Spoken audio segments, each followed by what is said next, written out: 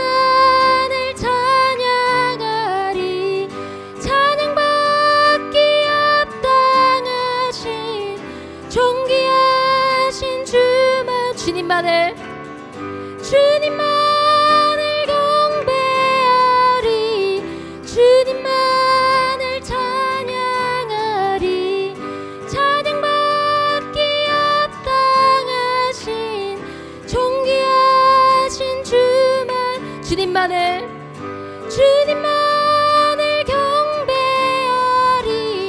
주님만을 찬양하리 찬양받기 합당하신 존귀하신 주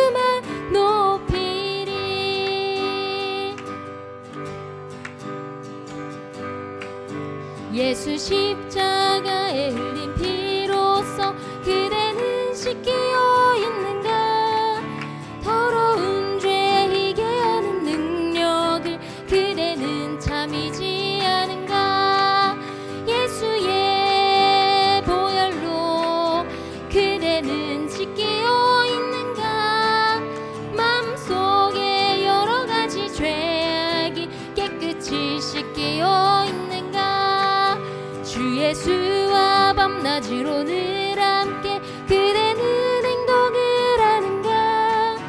아무 때나 어디서나 그대는 십자가 붙들고 있는가? 예수의 보혈로 그대는 씻기어 있는가? 마음속에 여러 가지 죄악이 깨끗이 씻기어 있는가? 주님 예수 다시 올 때 그대는 영접할 예복이 있는가? 그대 몸은 거룩한 곳 천국에 들어갈 준비가 됐는가? 예수의 보혈로 그대는 씻기어 있는가? 마음속에 여러 가지 죄악이 깨끗이 씻기어 있는가? 모든 죄에 더러워진 예복을 주 앞에 지금 다 벗어서 샘물같이 솟아나는 보혈로 눈보다 더 이게 씻으라. 예수의 보혈로 씻기어 있는가? 마음속에 여러 가지 죄악이 깨끗이 씻기어 있는가? 예수 십자가에 흘린 피로써 그대는 씻기어 있는가? 더러운 죄 이게 하는 능력을 그대는 참이지 않은가? 예수의 보혈로 그대는 씻기어 있는가? 마음속에 여러 가지 죄악이 깨끗이 씻기어 있는가? 주 예수와 밤낮으로 늘 함께 그대는 행동을 하는가? 아무 때나 어디서나 그대는 십자가 붙들고 있는가? 예수의 보혈로 그대는 씻기어 있는가? 마음속에 여러 가지 죄악이 깨끗이 씻기어 있는가? 주님 예수 다시 올 때 그대는 영접할 예복이 있는가? 그대 몸은 거룩한 곳 천국에 들어갈 준비가 됐는가? 예수의 보혈로 그대는 씻기어 있는가? 마음속에 여러 가지 죄악이 깨끗이 씻기어 있는가? 모든 죄에 더러워진 예복을 주 앞에 지금 다 벗어서 샘물같이 솟아나는 보혈로 눈보다 더 이게 씻으라. 예수의 보혈로 그대는 씻기어 있는가? 마음속에 여러 가지 죄악이 깨끗이 씻기어 예수의 보혈로 그대는 씻기어 있는가? 마음속에 여러 가지 죄악이 깨끗이 씻기어 있는가? 예수의 보혈로 그대는 씻기어 있는가? 마음속에 여러 가지 죄악이 깨끗이 씻기어 있는가? 예수의 보혈로 그대는 씻기어 있는가? 마음속에 여러 가지 죄악이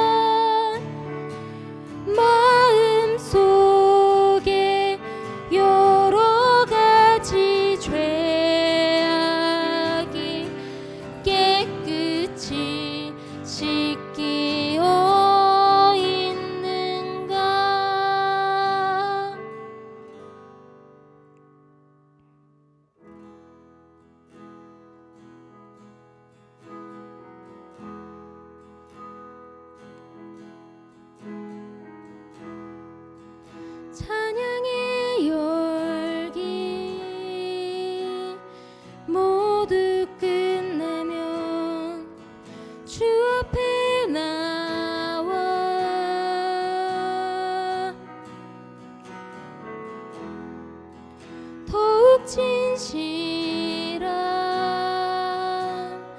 예배드리네. 주님을 향한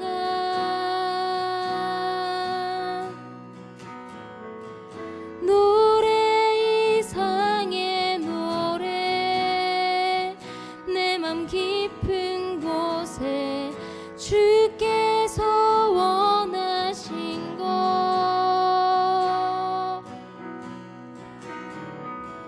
화려한 음악보다 뜻없는 열정보다 중심을 원하시죠.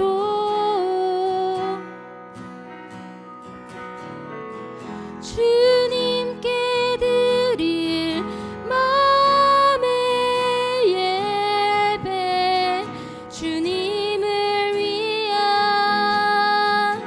주님을 향한 노래, 중심 잃은 예배 내려놓고 이제 나 돌아와 주님만 예배해요. 다시 한번 찬양했습니다. 찬양의 열기. 찬양의 열기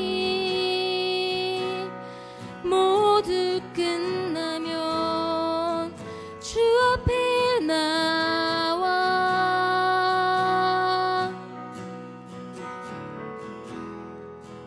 더욱 진실한 예배 드리네.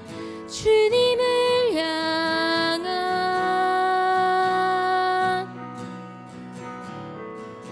노래, 이상의 노래, 내 맘 깊은 곳에 주께서 원하신 것,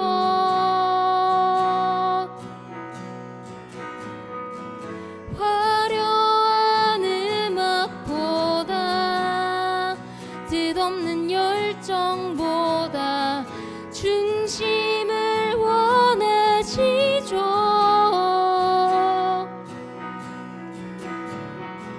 주님께 드릴 마음의 예배, 주님을 위한, 주님을 향한 노래, 중심 잃은 예배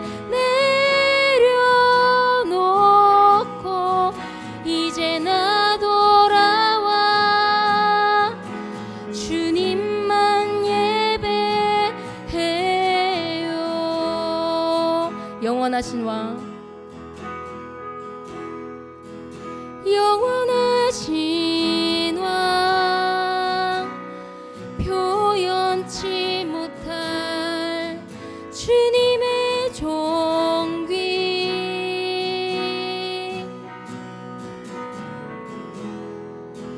가난할 때도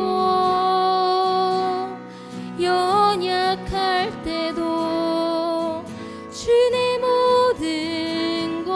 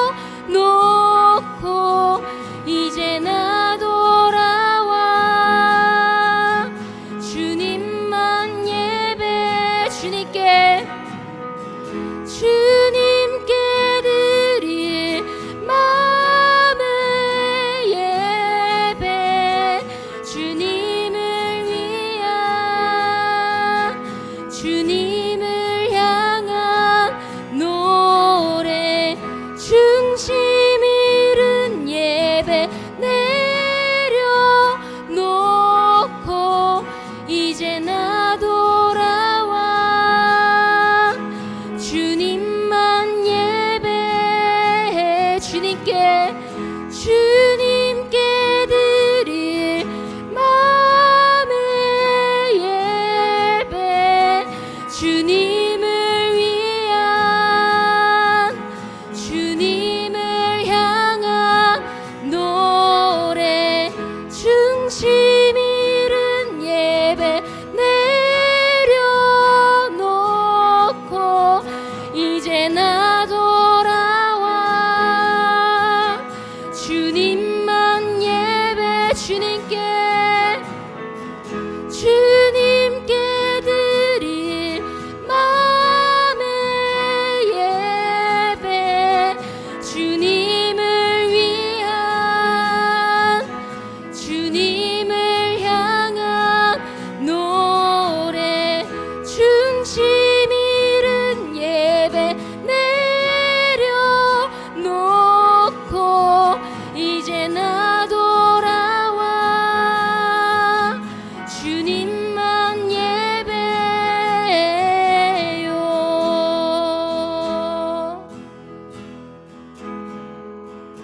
이 시간 함께 기도하겠습니다. 주님,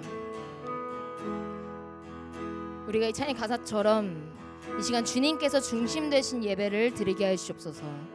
나의 유익, 나의 생각, 나의 감정, 내 열정에 집중하며 나아가는 것이 아니라 오직 우리의 예배를 받으실 단 한 분인 주님만을 온전히 높이며 주님께 기쁨 되는 예배를 드리게 하시옵소서. 주님이 중심된 예배를 드리게 하시옵소서. 이 시간 예배를 위해서 함께 기도하겠습니다. 주님,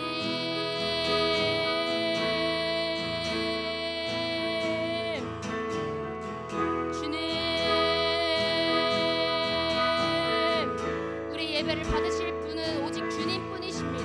주님, 우리 온전히 주님만을 높이고 온전히 주님께만 영광 돌리는 예배를 드리게 하시옵소서. 주님, 주님이 주인 되신 예배를 드리게 하시옵소서. 주님이 중심 되신 예배를 드리게 하시옵소서.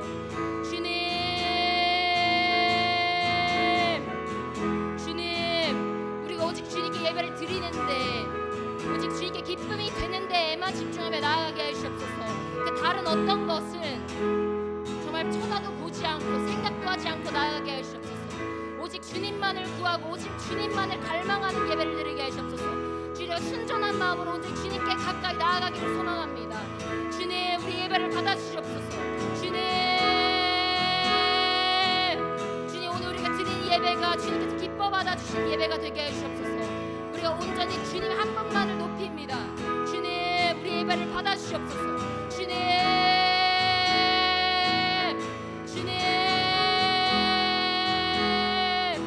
예배 중심 되신 분은 오직 그리스도뿐이십니다.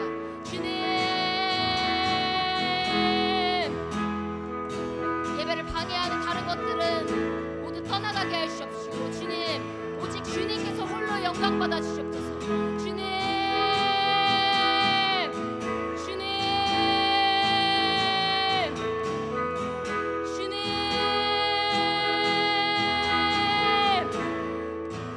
주님 홀로 영광 받아 주시옵소서. 우리 예배를 받아 주시옵소서.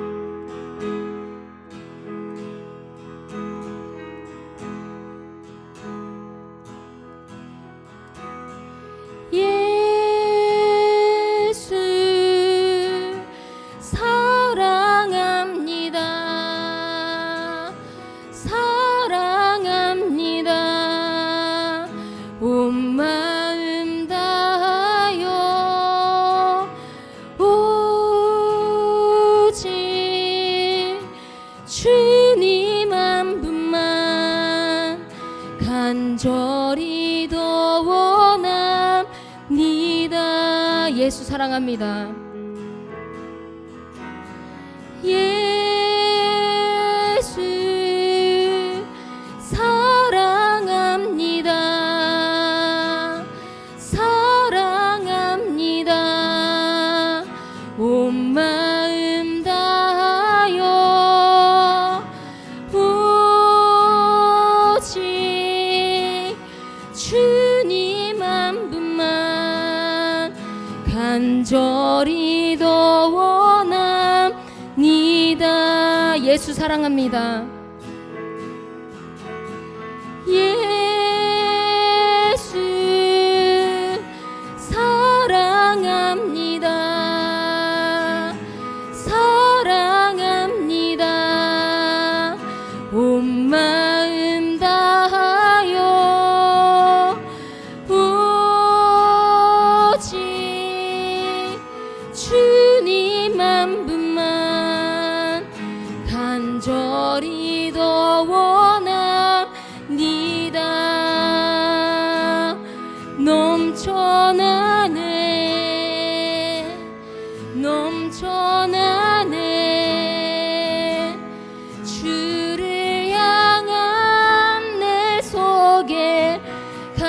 갈망이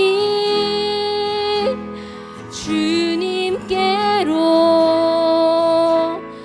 날 이끌어 주소서.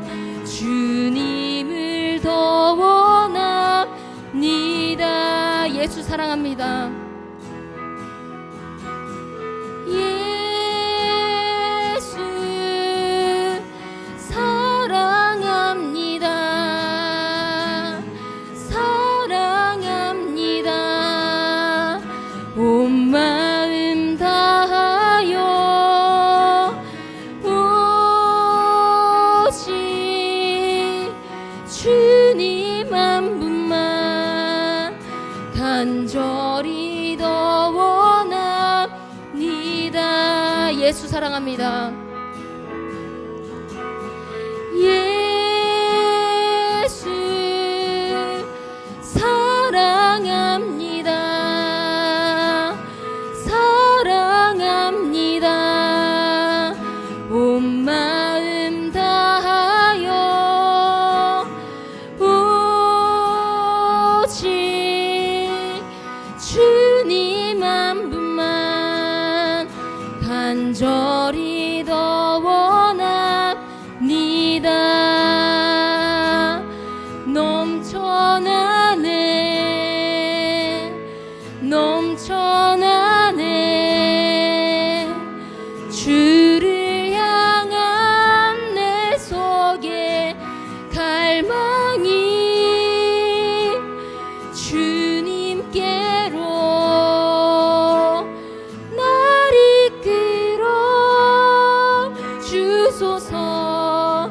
주님을 더 원합니다.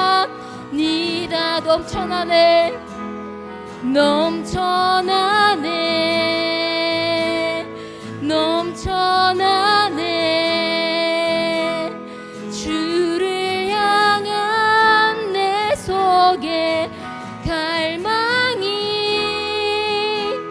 주님께로 날 이끌어 주소서. 주님을 더 원합니다. 넘쳐나네 넘쳐나네 넘쳐나네 주를 향한 내 속에 갈망이 주님께로 날 이끌어 주소서. 주님을 더 원합니다.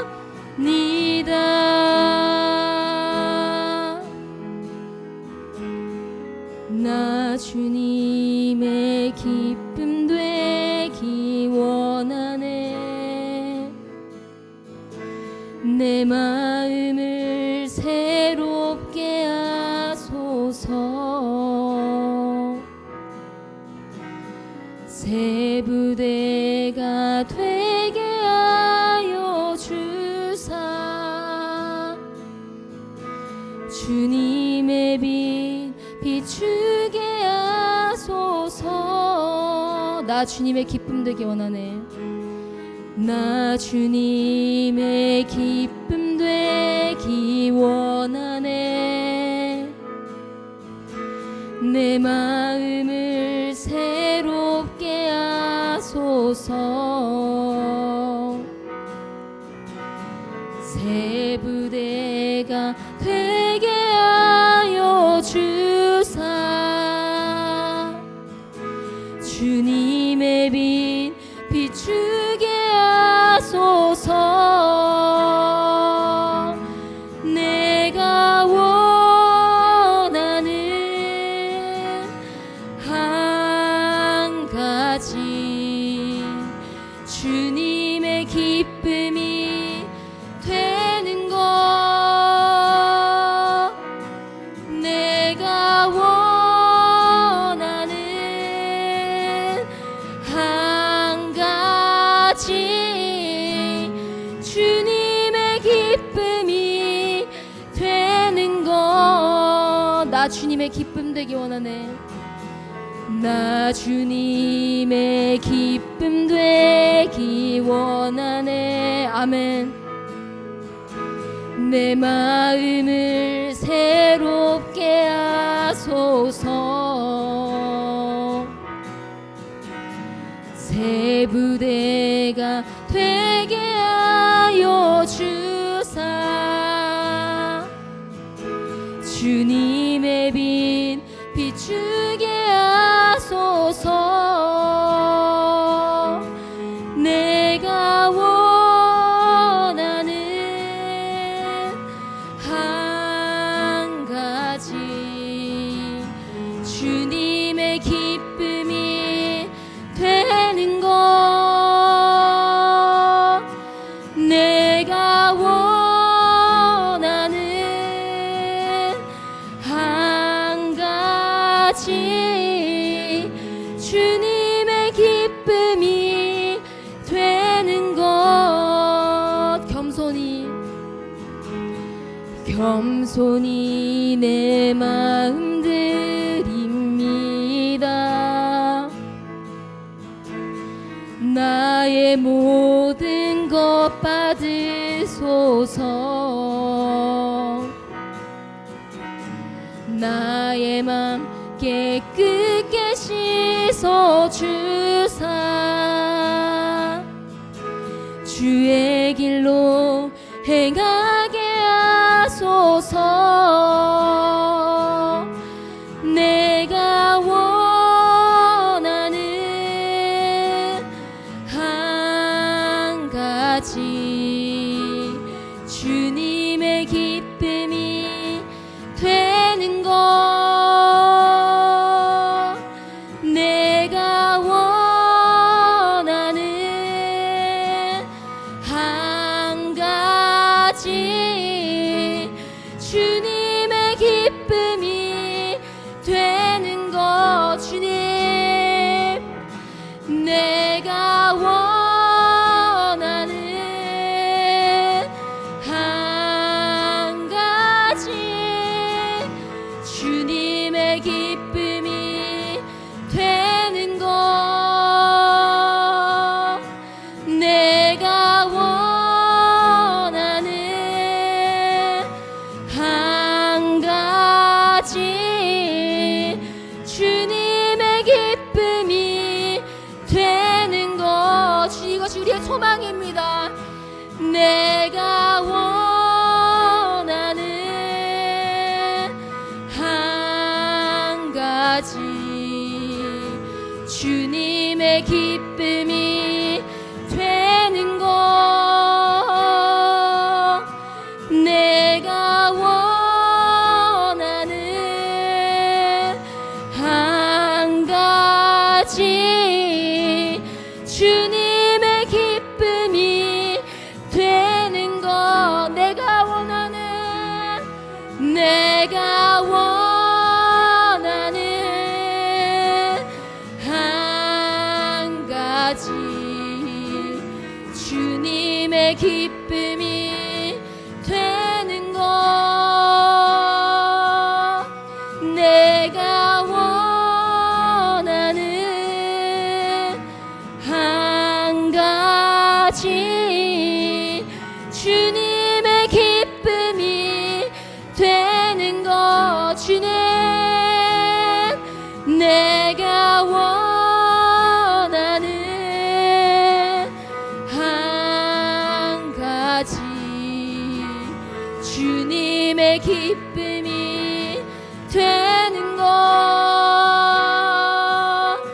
내가 원하는 한 가지, 주님의 기쁨이 되는 것. 주님의 기쁨, 내가 원하는 한 가지, 주님의 기쁨이 되는 것. 내가 원하는 한 가지,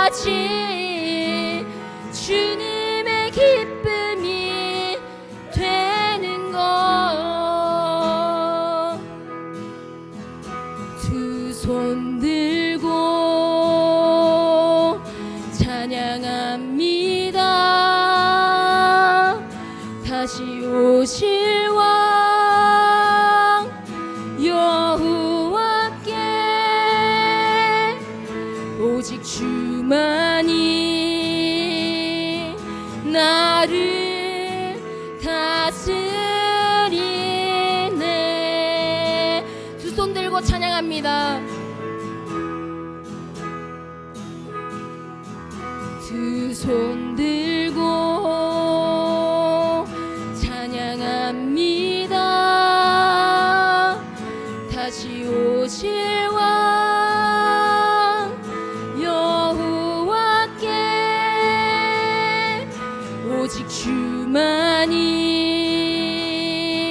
나를 다스리네. 두 손 들고 찬양합니다. 두 손 들고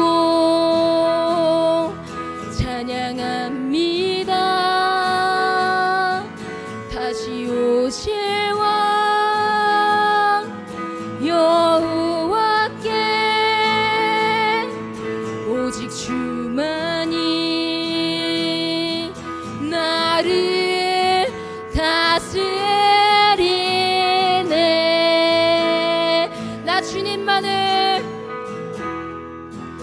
나 주님만을 섬기니 헛된 마음 버리고 성령이여 내 영혼 충만하게 하소서. 주님 앞에 내 생명 드리리라. 두 손 들고 찬양합니다. 두 손 들고 찬양합니다.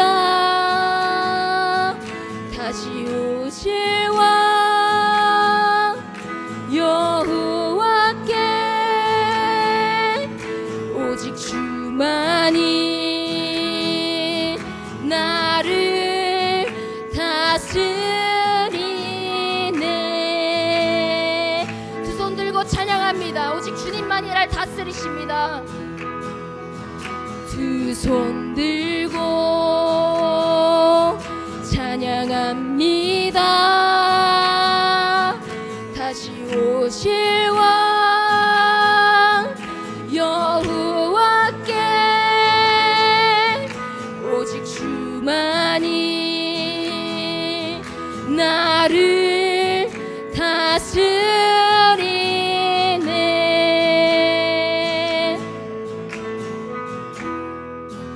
나 주님만을 섬기리 헛된 마음 버리고 성령이여 내 영혼 충만하게 하소서. 나 주님만을 섬기리 헛된 마음 버리고 성령이여 내 영혼 충만하게 하소서. 주님 앞에 내 생명 드리리라. 이 시간 예배를 위해서 함께 기도하겠습니다. 주님, 우리가 오늘 드린 예배가 주께서 기뻐 받아주신 예배가 되게 하시옵시고 우리가 신령과 진정으로 예배드리게 하시옵소서. 이 시간 예배를 위해서 함께 기도하겠습니다. 주님, 주님, 주님 우리 온전히 다스려 주시옵소서. 주님, 주님은 우리 왕이십니다. 주님 우리 온전히 다스려 주시옵소서. 주님, 주님 앞에 모든 것들이 무릎 꿇고 엎드립니다. 주님 우리 온전히 다스려 주시옵시고 우리가 온전히 주님만을 높이고자 주님만을 경배하게 하여 주옵소서. 주님,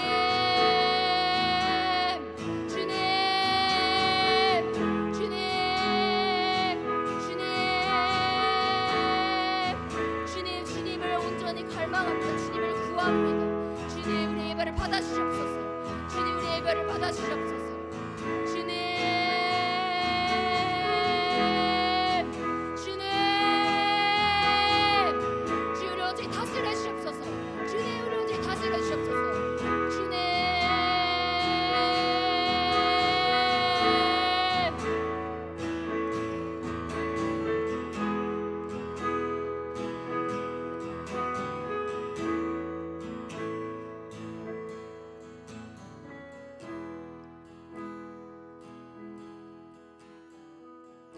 주님, 우리가 함께 모여서 예배드릴 수 있는 기회를 허락해 주셔서 감사드립니다. 이제 말씀 시간입니다. 목사님께서 말씀을 전하실 때 놀라운 기적과 역사가 일어나게 하시옵시고 우리가 기쁨으로 순종하는 그러한 시간이 될 수 있도록 하여 주옵소서. 감사합니다. 예수님의 이름으로 기도드렸습니다. 아멘.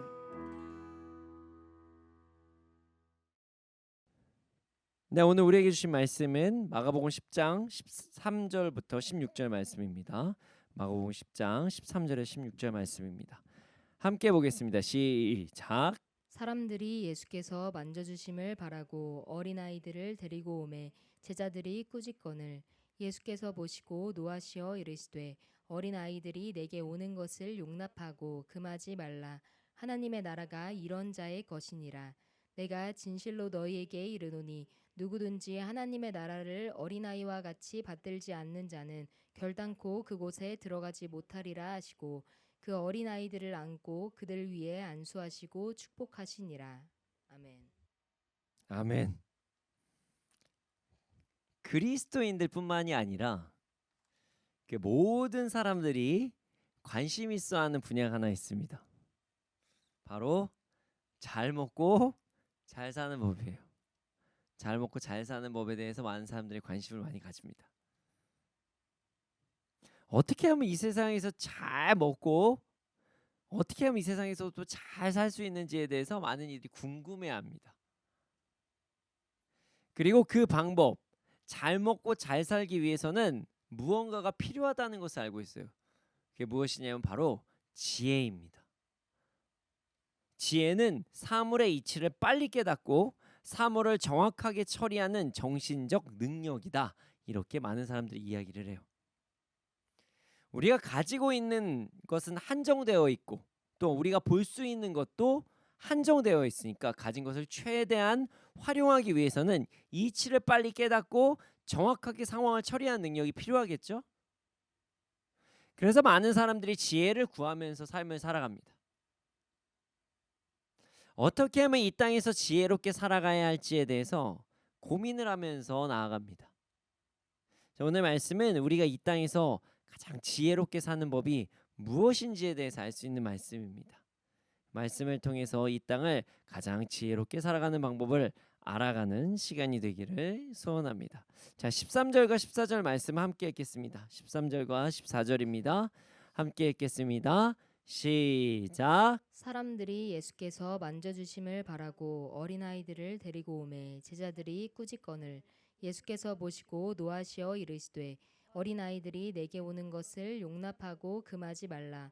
하나님의 나라가 이런 자의 것이니라. 아멘.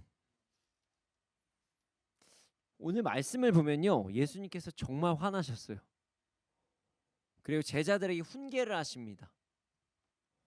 이 상황은 이러해요. 왜 예수님께서 이렇게 완전 노하셨다, 정말 화나셨다는 장면이 거의 안 나오는데 여기서 화가 나셨거든요. 사람들이 어린이들을 데리고 와서 예수님께 만져주심을 바랍니다. 그러자 제자들은 그렇게 행하는 자들을 꾸짖습니다. 그러자 예수님께서 어린아이를 데려온 자들을 막는 제자들에게 화내십니다. 그리고 어린 아이들이 예수님께 오는 것을 막지 말라고 말씀하시면서 하나님의 나라가 이런 자의 것이라고 말씀하세요.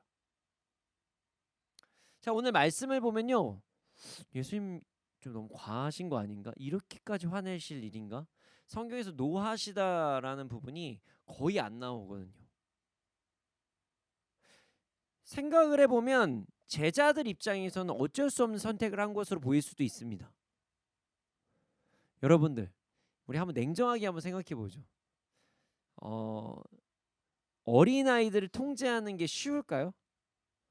어린아이들 통제하는 거 절대 쉽지 않습니다. 사람들이 많으면 어른들도 통제하기가 어렵습니다. 자기 마음대로 하는데 바빠요. 하지만 어린이들은요, 그냥 차원이 달라요. 뭐 얘기 어나더 레벨이에요. 예. 아무리 조용히라고 해도 말을 절대 안 들어요. 이리 뛰고 저리 뛰고 난리를 칩니다.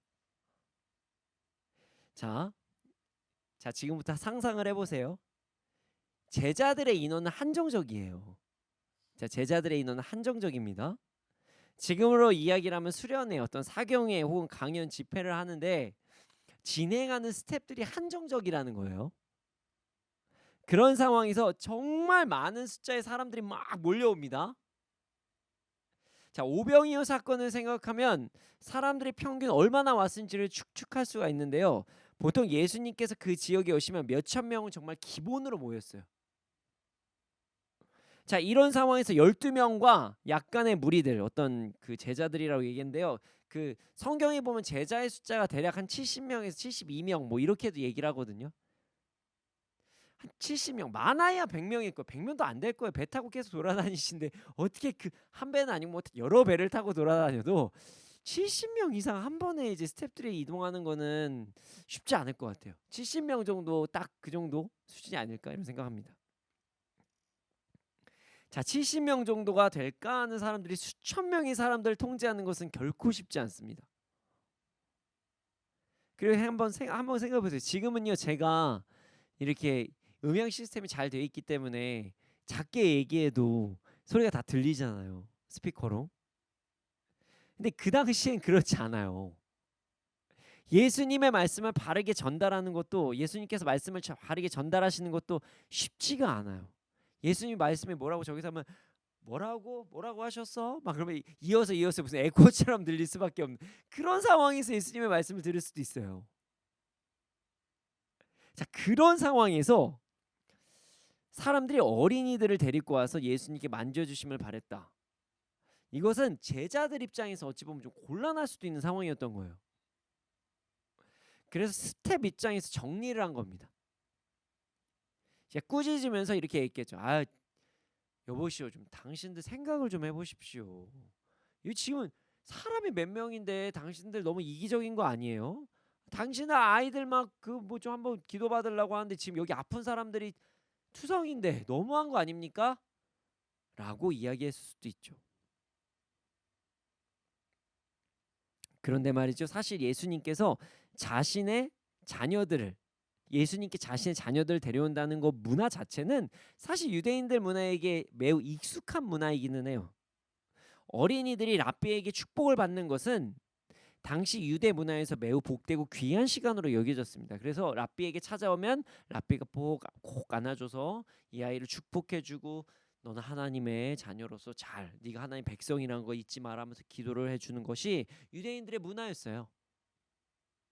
아마 이제 어린아이들을 데리고 온 부모님들은요, 예수님께 만져달라고 기도를 부탁하려고 했던 부모님들은 이게 자신들의 의례 행하던 전통과 같이 이분은 더 큰 랍비인 것처럼 보이니까 그렇게 행동했던 거죠.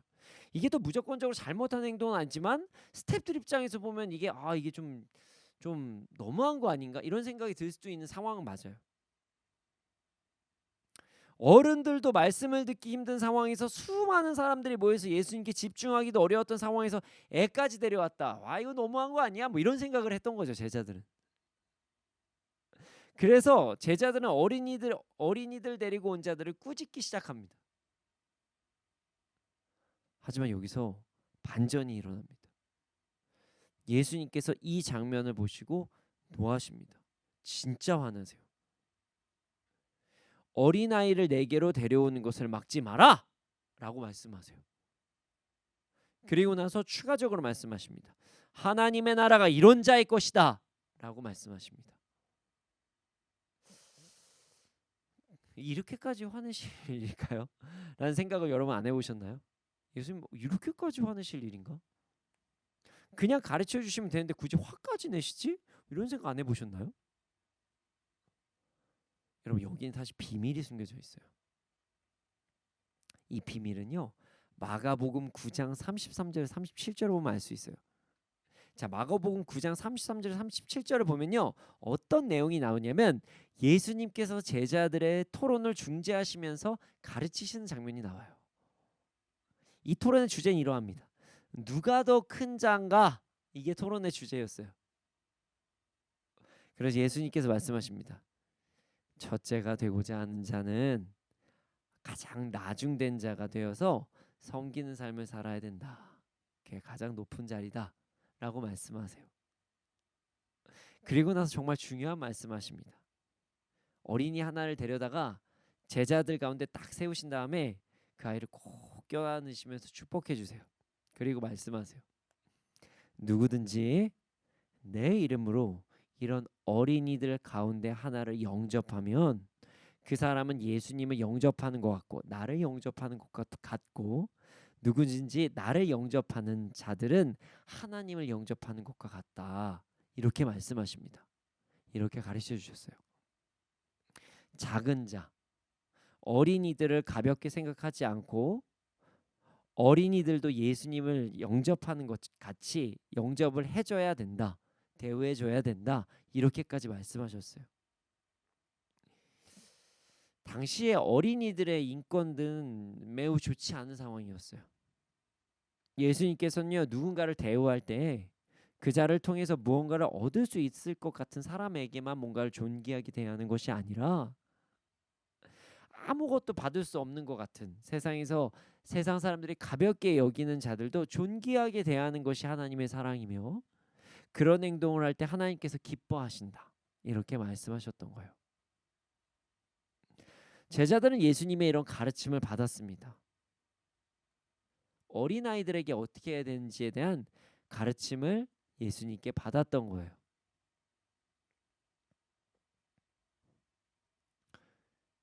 여러분, 그런 상황에서 제자들이 어린아이들을 데리고 오는 자들을 꾸짖었던 거예요. 이런 거죠. 자기 생각에 틀에 박힌 생각, 자기들이 생각하기에 옳은 생각에만 집중해서 예수님의 가르침을 무시하고 어린이들을 데리고 온 사람을 꾸짖기까지 한 거예요. 그래서 예수님께서 노하신 거예요. 당시 제자들은요, 스승에게 도제를 받는 사람들이었어요. 예수님께서 가르치실 때 제자들이 스승에게 도제를 받는다는 것은요, 그 스승의 삶을 보면서 모든 것을 따르는 삶을 살아간다, 이런 의미입니다. 그런데 지금 제자들은요, 자기 생각에 집중을 해서 효율적인 관리에만 집중한 거예요. 이렇게 하면은 진행이 어려우니까 어린아이를 데리고 온 사들을 다 막은 거죠. 심지어 막 꾸짖기도 합니다. 그러면서 예수님의 말씀을 어긴 거예요. 예수님께서는 그런 제자들의 모습을 보시면서 진짜 답답해 하셨던 거예요. 아무리 가르쳐도 끝까지 자신의 생각에 빠져서 방금 가르침을 받은 것도 있고 자신의 마음대로 행동하는 제자들의 모습을 보시면서 답답해 하셨던 거예요. 여러분, 성경 말씀이 무조건 어떤 시간적인 순서로 기록된 것은 아니에요. 하지만 마가복음을 보면요, 대부분 이제 우리가 기록을 보면은 시간적 순서로 이제 됐을 것이다라는 좀 가능성이 높습니다. 마가복음은. 왜냐하면 뭐 어디 가신 다음에 어디 가셨고 어디 가신 다음에 어디 가셨다, 이전에 있다가 여기로 이동하셨다, 뭐 이런 식으로 시간은 정확히 안 나와 있지만 장소 이동이 정확히 나와 있거든요. 그런데 말이죠, 여러분 한번 생각해 볼게요. 예수님께서는 9장 33절에서 37절을 통해서 제자들에게 어린이를 어떻게 대해야 되는지 말씀하셨고, 이제 지금 우리가 몇 장 보고 있죠? 10장 13절에서 16절 보고 있어요. 10장 13절에서 16절. 기간이 얼마나 됐는지는 아무도 모릅니다. 그런데 우리가 잘 생각해 보면요, 예수님께서 제자들을 가르쳐 주신 시간이 딱 3년이에요. 아무리 길어도 3년 안에 일어난 일입니다. 심지어 순서대로 보면요, 그렇게 길 것 같지도 않아요. 자, 제자들이 누가 높냐 누가 낮냐에 대해서 토론을 할 때 예수님께서 행하신 어떤 어린아이를 안고 이런 자들을 존귀하게 대해야 된다는 말씀은요, 어찌 보면 좀 충격적으로 다가올 수도 있는 사건이었어요. 당시 어린이들의 인권이 너무 낮았거든요. 이 사건을 그리 쉽게 잊어버리고 자신의 마음대로 행동하고 어린이를 데려온 자를 천대했다는 것은 참으로 충격적인 행동인 거죠. 시간이 얼마 지나지 않았을 것이라는 거예요. 심지어 그때 예수님께서 어떻게까지 비유를 하셨냐면, 어린이들 잘해줘 이렇게 해서 끝나신 것도 아니에요. 자, 어린이들을 대할 때 예수님을 대하듯이 하고 그렇게 어린아이를 대하는 행동을 하면 하나님을 대하는 것과 같다. 이렇게까지 말씀하셨어요. 그냥 잘해줘가 아니라 어린이들을 대할 때 나를 대하듯이 하고 그렇게 또 대할 때는 이게 하나님을 대하는 거랑 똑같다. 이렇게까지 말씀하신 부분이에요. 그럼 이게 어떻게 이어지냐면요, 지금 제자들의 행동은 예수님을 완전히 무시한 거예요. 하나님도 완전히 무시한 거예요. 제자들은 예수님을 스승으로 존귀하게 대한다는 말은 하면서, 예수님을 따른다는 말은 하지만 어린아이를 무시한 행동을 하면서 예수님을 정말 따르는지조차 다시 한번 생각해 볼 만한 그런 행동을 한 거예요. 예수님 완전히 무시했거든요. 성경에서 예수님께서 노하신 부분은 그리 많지 않습니다. 여러분, 그리스도인들은요, 예수님을 구원자이자 주님으로 모시는 자들이에요. 왕으로 모시는 자들입니다. 그러나 말은 그리스도인이라고 이야기하지만 행동으로 예수님을 무시하는 그리스도인들이 생각보다 너무 많습니다. 누군가는 이렇게 말할 수도 있습니다. 전 단 한 번도 예수님 무시한 적이 없어요. 예수님은 말씀이 육신이 되어서 오신 분이세요. 여러분, 하나님의 말씀에 대해서 어떻게 대하고 있는지 여러분의 삶을 점검해 보시기를 소원합니다. 제자들과 같이 예수님을 위한다고 이야기는 하면서, 말은 그렇게 내가 하면서, 예수님께서 보고 계심에도 불구하고 예수님께서 말씀하신 것을 완전히 무시해버리고 자신의 생각대로 행동하는 것을 통해서 제자들이 예수님을 진심으로 스승으로 모시지 않는 것이라고, 그렇게 한번 생각해 볼 수 있다고 말씀드렸습니다. 그리고 예수님께서도 그런 제자들의 모습을 보시며 노하셨고요. 참고로 14절에 노하시다라는 단어는요, 헬라어 아가낙테오라는 단어인데요, 이 단어가 그 세부적인 뜻을 보면요, 몹시 괴로워하다, 분개하다, 이런 뜻을 가지고 있는 단어예요. 이게 어느 정도 뭐 너네들 뭐 이런 수준이 정말 얘들아 이렇게 말씀하신 거예요. 정말 진짜 너희들 진짜 막 이런 거예요. 이해 가십니까? 야, 너네들 지금 뭐 하는 거야? 이런 수준이 아니라 진짜 막 이러면서 괴로워하시면서 말씀하신 거예요.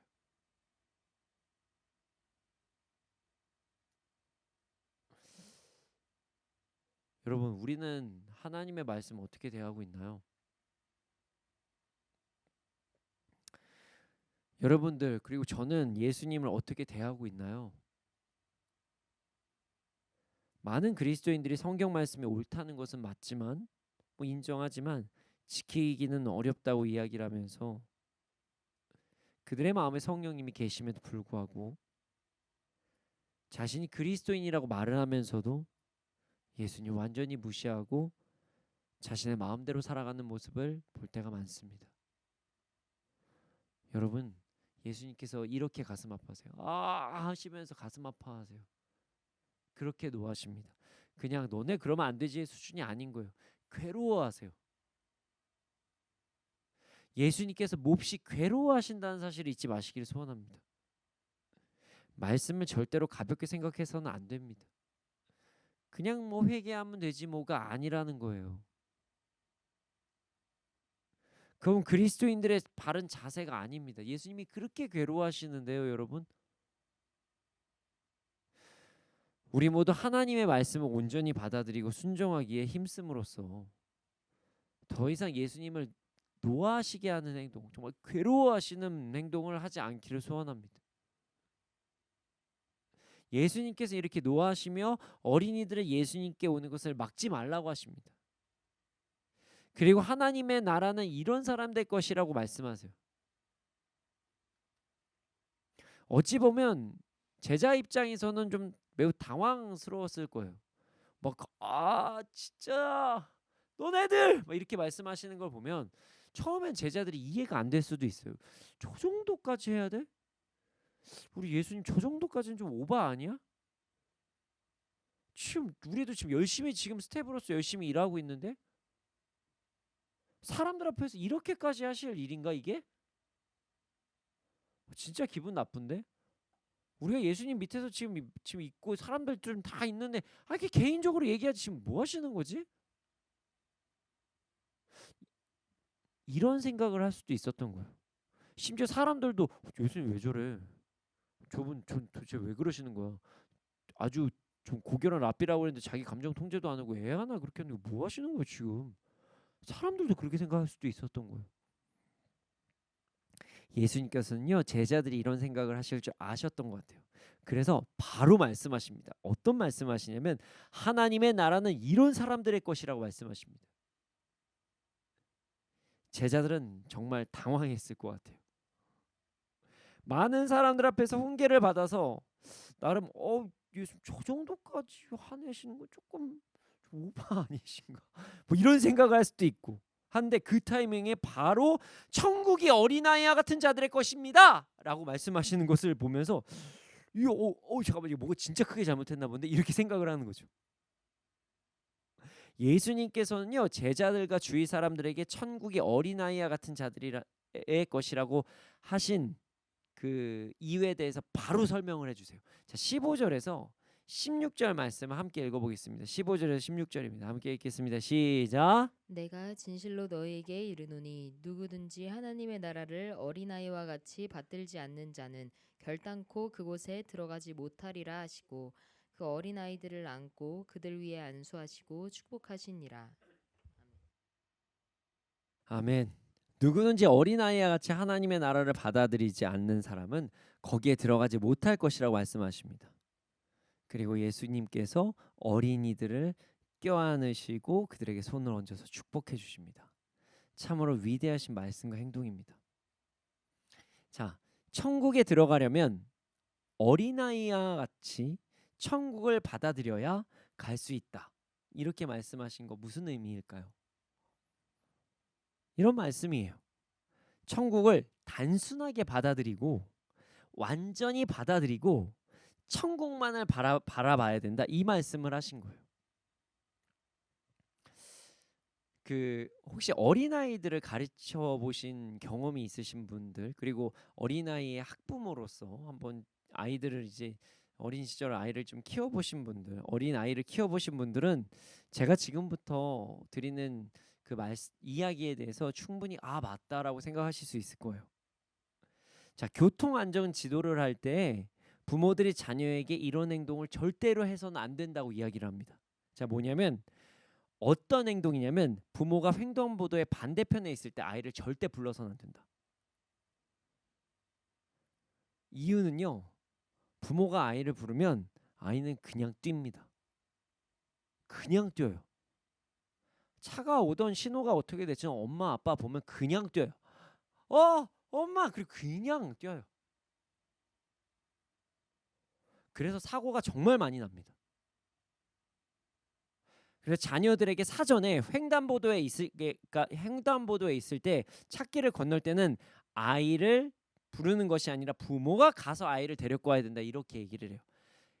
그 아이한테 기다렸다가 와도 하지 말라 그래요. 왜냐면 그냥 딱 신호가 파란불 되자마자 탁탁 뛰기 때문에 그때도 사고가 많이 나거든요.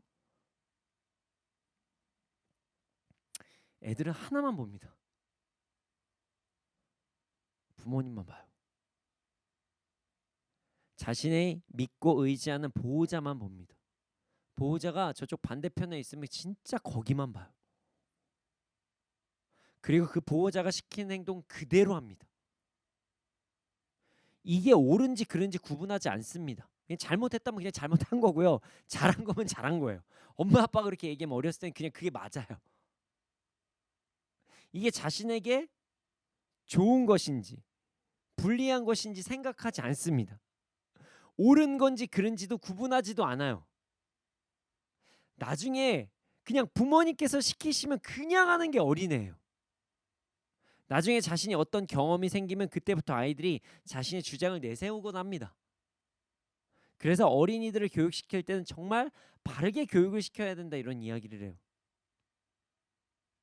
예수님께서는 이런 어린이들의 특성을 말씀하신 거예요.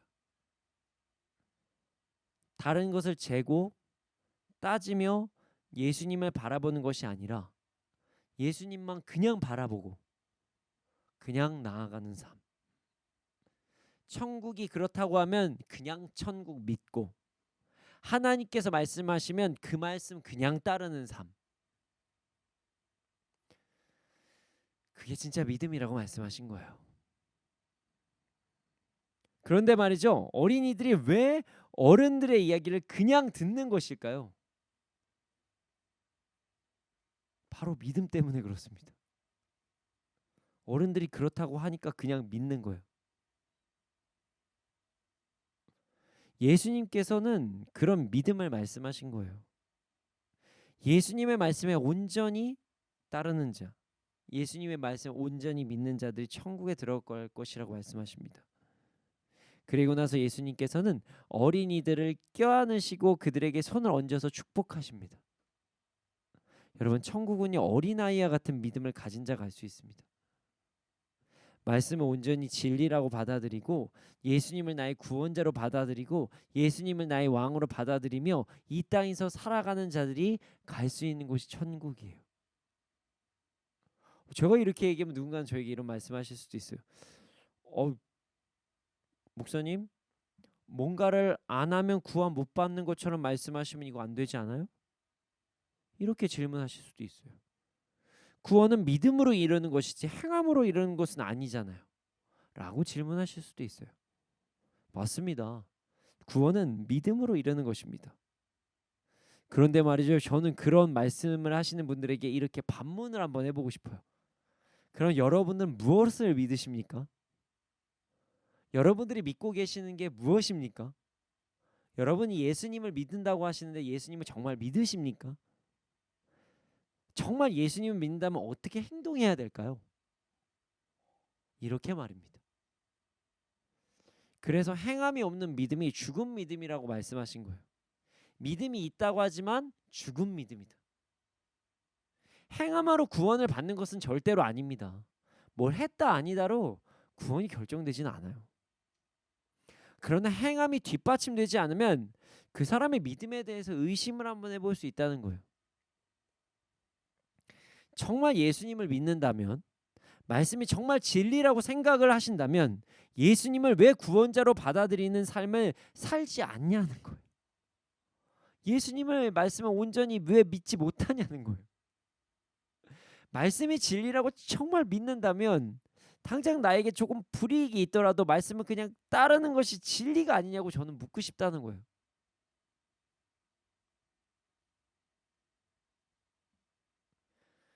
여러분, 우리는 어린아이와 같이 예수님을 믿어야 됩니다.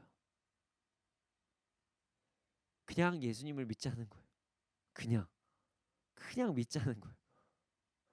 이 사실 잊지 마시기를 소원합니다.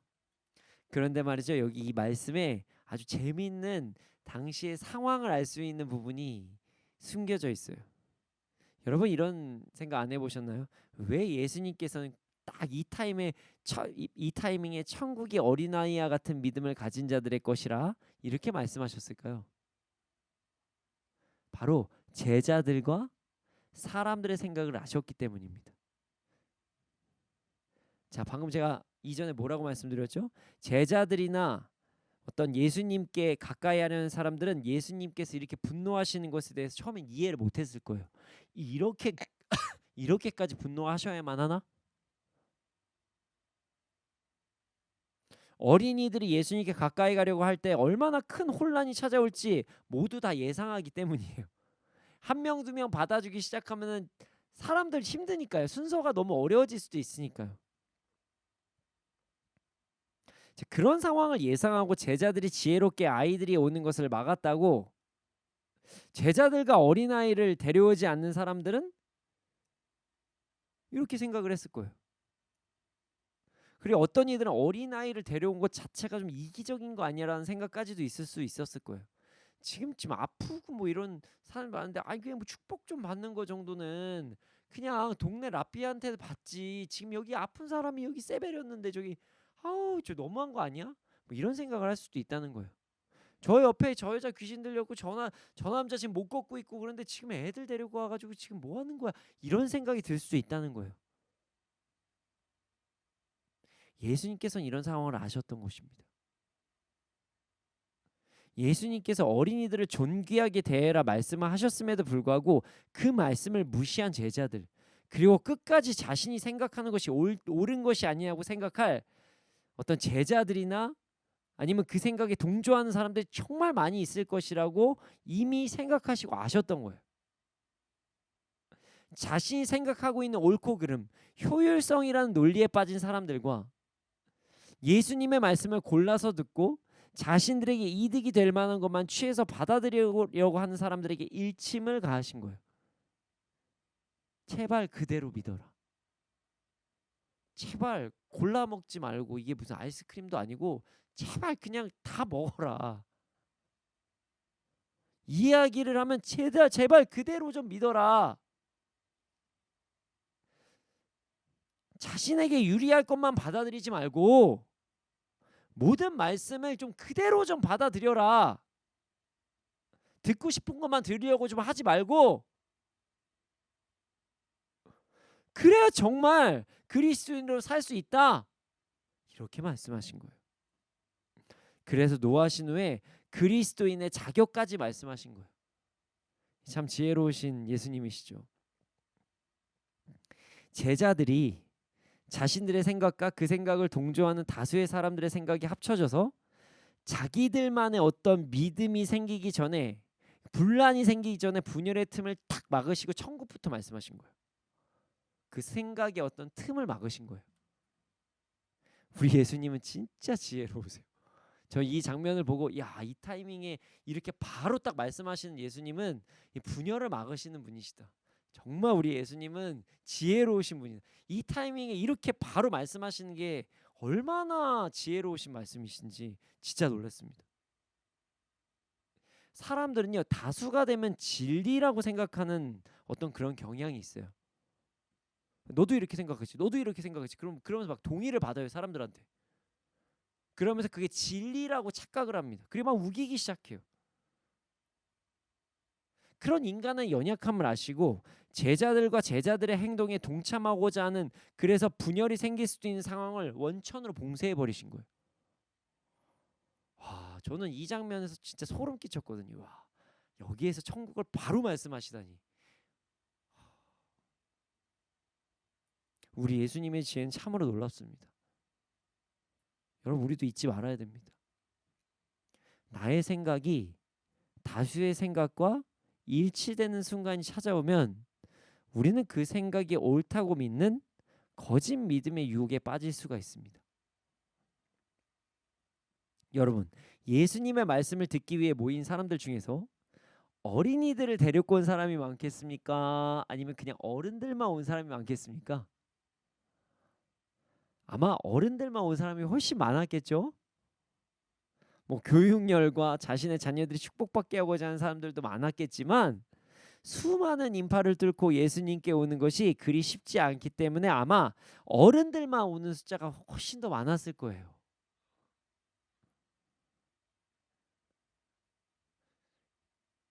여러분, 다수가 그렇게 생각한다고 그것이 진리가 되는 것은 아닙니다.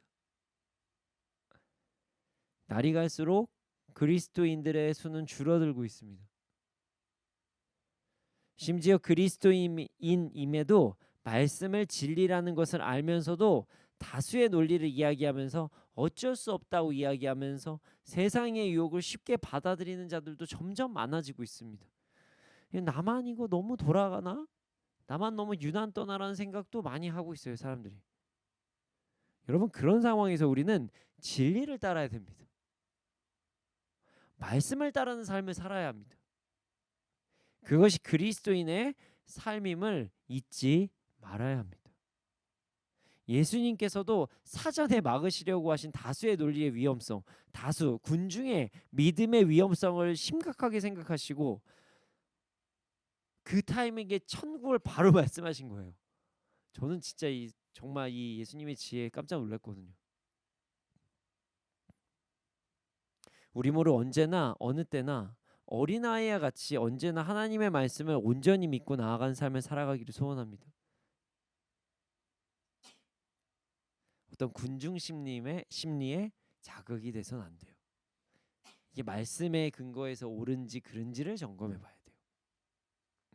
자, 오늘 말씀은 우리가 어떻게 하면 세상을 지혜롭게 살아갈 수 있는지 알 수 있는 말씀이라고 말씀드렸습니다. 여러분, 이 땅에서 지혜롭게 살아가는 방법은요, 매우 간단해요. 바로 단순하게 예수님을 믿고 계산하지 않고 순종하는 거예요. 이 방법이 어떻게 지혜로운 방법이지? 라고 생각하실 수도 있어요.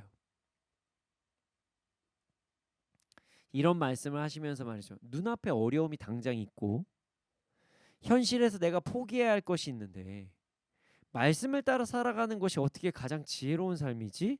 라고 생각하실 수도 있어요. 그런데 말이죠. 이때 우리가 잊지 말아야 할 것이 있어요. 지난번에도 말씀드렸던 부분인데요. 바로 시간이에요.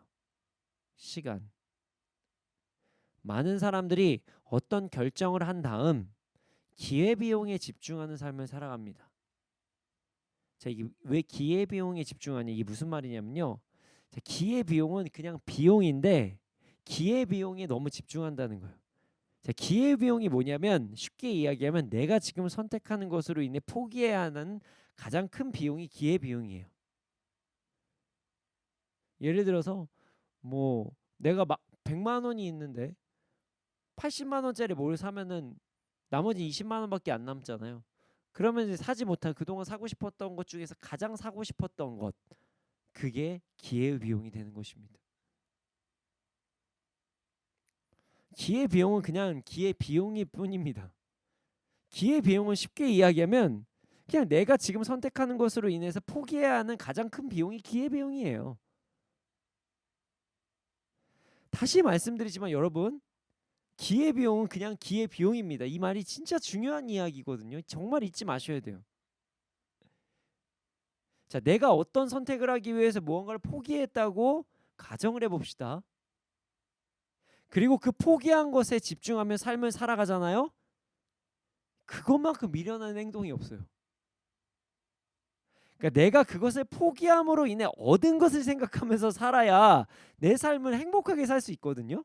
내가 결정한 것에 감사하고 그것을 어떻게 누릴지를 생각해야지 풍성하고 감사한 삶을 살 수 있는데, 내가 그거로 인해서 안 했던 것에, 내가 포기한 것에 집중을 하면서 살면은 그것만큼 미련한 행동이 없다는 거예요. 자, 우리가 예수님을 위해 말씀을 지키기 위해 뭔가를 포기했다고 가정해 봅시다. 그리고 내가 포기했던 것들에 집중하며 삶을 살아간다고 가정을 해봅시다. 그것만큼 참 불쌍하고 안타깝고 미련한 행동이 없을 것 같아요.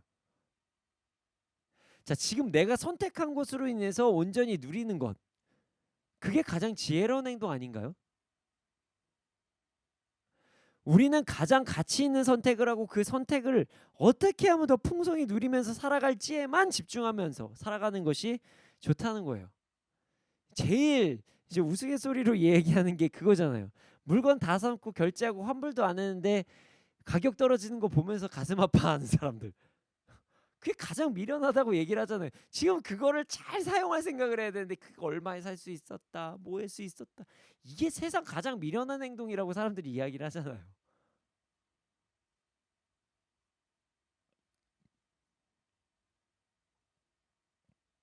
선택은 해놓고 후회만 하면서 뒤만 돌아보면서 살아가는 것만큼 미련한 인생이 없습니다. 진짜 안타까운 인생이에요. 정했으면 그냥 끝내는 것. 그리고 정한 것을 누리는 것에 집중하고 뒤돌아보지 않고 다음 선택을 지혜롭게 하는 삶을 살아가는 것이 가장 지혜로운 거예요. 여러분, 선택한 것을 정말 최선을 다해서 누리는 그것이 가장 지혜로운 이유는요, 바로 무엇 때문이냐면 시간 때문이에요. 시간. 여러분, 지금 이 시간 여러분들에게 다시 돌아오지 않습니다. 이 정말 진짜 진지한 이야기예요. 여러분들의 지금 하고 계시는 이 시간이 절대로 안 돌아옵니다. 우리에게 주어진 이 시간 되돌릴 수가 없습니다. 그러니 후회만 하면서 살아가는 삶이 아니라, 그래서 부정적인 생각만 하면서 살아가는 것이 아니라 지금 나에게 주어주신 것에 감사하고 그것을 온전히 누리고 다음에는 더 바른 선택을 해야 되겠다라는 다짐하면서 살아가는 것이 가장 지혜로운 삶이라는 거예요. 자, 그럼 이제 가장 지혜로운 선택이 무엇인지 한번 여러분들과 나눠보도록 하겠습니다. 여러분, 너무나도 당연한 것이지만 믿음을 따라 선택하는 것이 가장 지혜로운 선택입니다.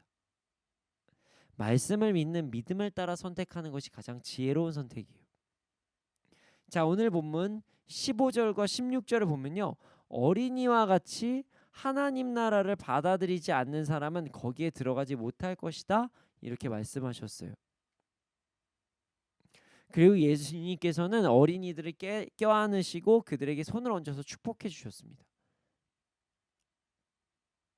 예수님을 온전히 믿는 믿음, 말씀을 계산하지 않고 믿는 믿음, 주위에서 뭐라 하던 내가 세상적으로 포기할 것이 무엇이든 그냥 예수님을 믿는 믿음, 순수하고 계산하지 않고 온전한 믿음을 가질 때 우리는 천국에 들어갈 수 있다, 이렇게 말씀하신 거예요.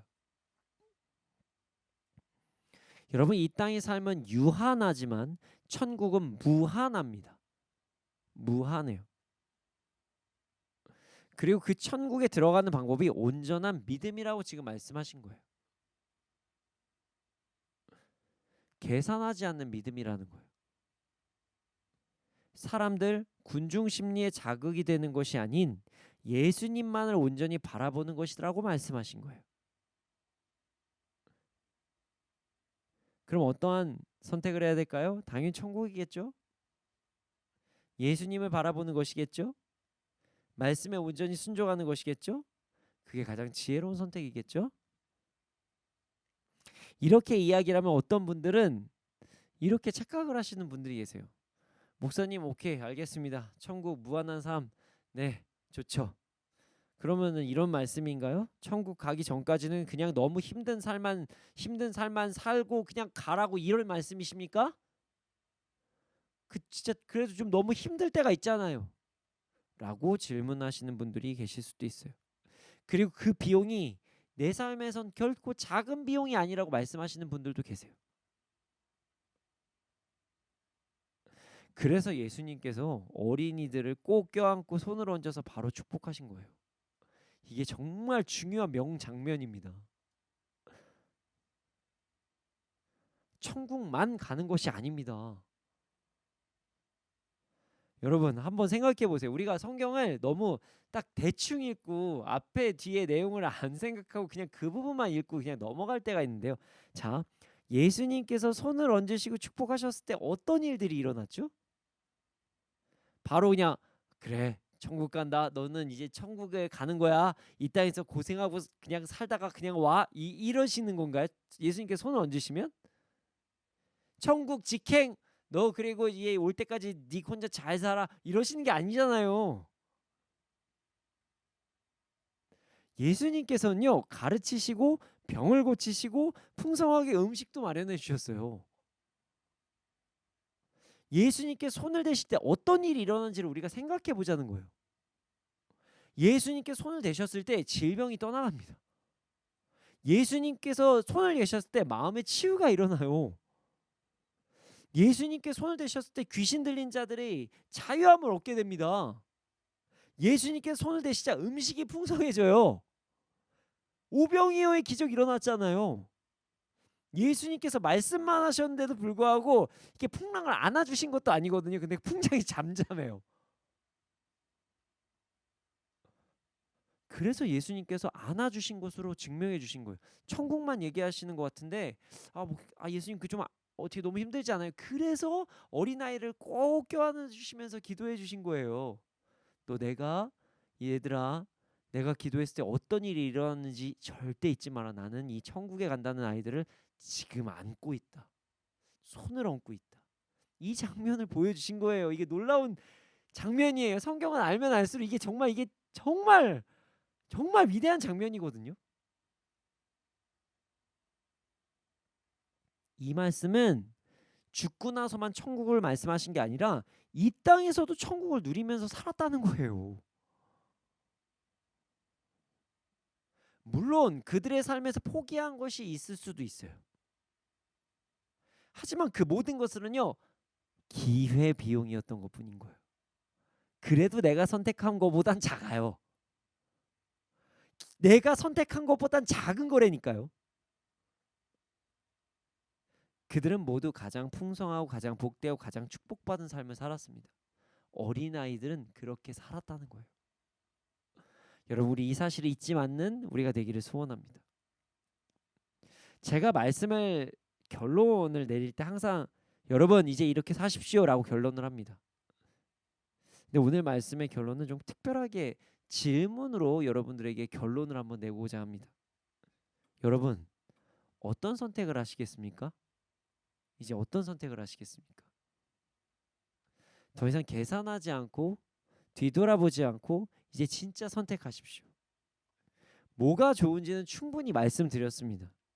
그리고 이제 선택하시기를 소원합니다. 무엇이 지혜로운 선택인지 진지하게 생각하시고 이제는 선택하시기를 소원합니다. 더 이상 이쪽 저쪽을 왔다 갔다 하면서 가는 것이 아니라 진짜 선택하시기를 소원합니다. 어떤 선택을 하시던 이제부터 여러분들의 책임입니다. 우리 모두 언제나 지혜로운 선택을 하며 살아가기를 소원합니다. 이 시간 함께 찬양하기를 원합니다. 선택하신 분들은 결단하며 나아가기를 소원합니다. 가사를 묵상하면서 함께 찬양하겠습니다.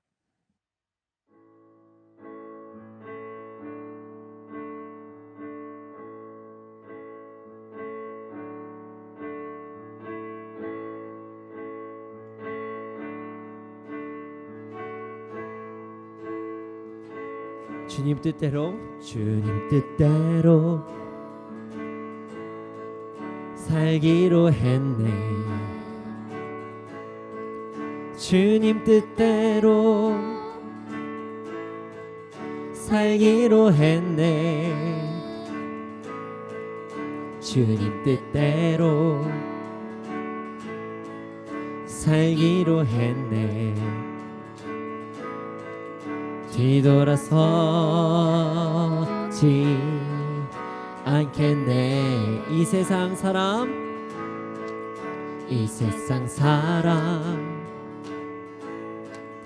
날 몰라줘도 이 세상 사람 날 몰라줘도 이 세상 사람 날 몰라줘도 뒤돌아서지 않겠네. 뒤돌아서지 않겠네. 어떠한 시련이 와도 수많은 유혹 속에도 신실하신 주님 약속 나 붙들리라. 세상이 이해 못하고 우리를 조롱하여도 신실하신 주님 약속만 붙들리라. 결코 돌아서지 않으리. 세상 등지고 세상 등지고 십자가 보내. 아멘. 세상 등지고 십자가 보내. 세상 등지고 십자가 보내. 뒤돌아서지 않겠네. 뒤돌아서지 않겠네. 어떠한 시련이 와도 수많은 유혹 속에도 신실하신 주님 약속만 붙들리라. 세상이 이해 못하고 우리를 조롱하여도 신실하신 주님 약속만 붙들리라. 어떠한 시련이 와도 어떠한 시련이 와도 수많은 유혹 속에도 신실하신 주님 약속 나 붙들리라. 세상이 이해 못하고 우리를 조롱하여도 신실하신 주님 약속만 붙들리라. 결코 돌아서지 않으리. 주님, 우리가 가장 지혜로운 선택을 하며 살아갈 수 있도록 하여 주시옵소서. 더 이상 중간지대라는 공간을 스스로 만들어서 스스로 위안을 하면서 살아가는 것이 아니라 주님을 따라 살아갈지 아닐지를 이제 결단하게 하여 주시옵소서. 우리에게 지혜롭게 살아갈 수 있는 힘을 주시고 결단하게 하여 주시옵소서. 함께 주님의 이름 크게 한번 부르시고 기도드리시겠습니다. 주여,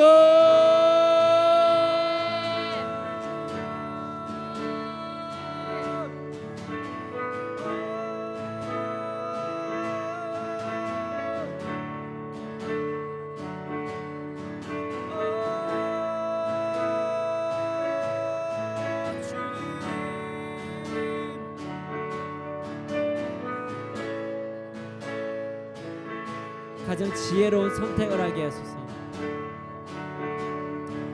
가장 지혜로운 선택을 하게 하소서. 주님을 따르는 그 믿음의 길을 선택하게 하소서. 더 이상 돌아서지 않게 하여 주시고 주님만 온전히 따르며 나아갈 수 있도록 해주시고 역사하여 주시고 인도하여 주시옵소서. 주님, 주님, 주님.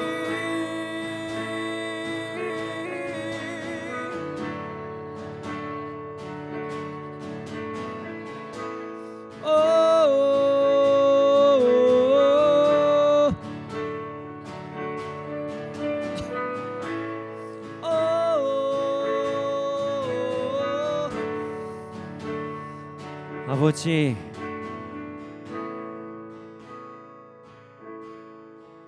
우리에게 지혜를 주시옵소서.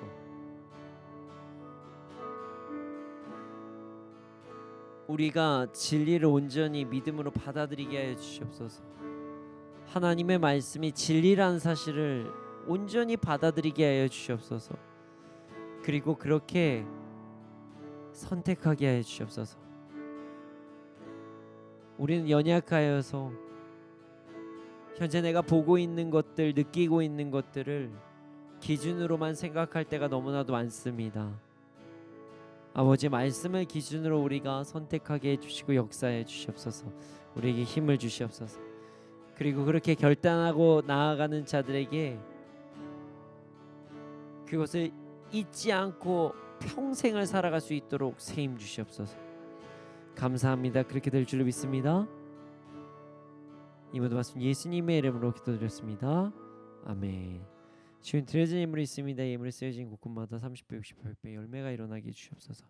지금은 우리 구주 예수 그리스도의 은혜와 하나님의 크신 사랑과 성령님의 감화 감동하시 그 역사하심이 언제나 어느 때나 가장 지혜로운 선택, 말씀에 근거한 믿음의 선택을 하는 자들의 머리 위에 이 나라의 민족 가운데 지금부터 영원토록 함께 있을지어다. 아멘.